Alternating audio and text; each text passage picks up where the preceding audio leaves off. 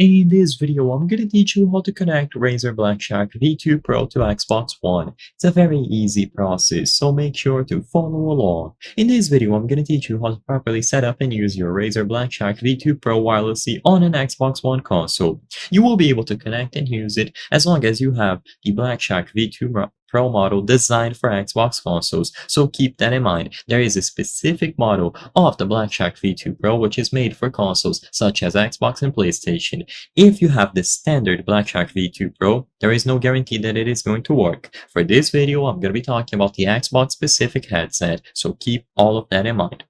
Now, if you have the specific one that I mentioned, all that you have to do is unbox the headset and first make sure that it is sufficiently charged. If you want to charge it for a while, you just have to plug it into any suitable USB-A power source with the included USB-A to USB-C cable. Usually, it will take 3 to 4 hours to fully charge, but you don't need full charge to use it.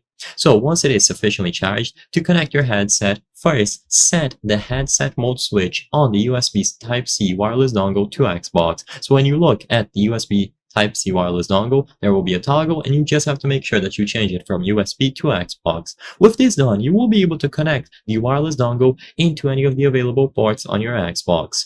They will include a USB-A to USB-C adapter, so you will be able to use this specific adapter to connect the wireless dongle. So plug it using the included adapter and now power on the headset by pressing and holding the power button for 2 seconds. Immediately upon doing this, it will automatically pair itself up with the Type-C dongle that is currently connected into your Xbox console. This will work for old gen or new gen, and as soon as this is done, you will be able to set it up as the audio output and input device on your Xbox and use it to listen to all of the audio and talk in game chat.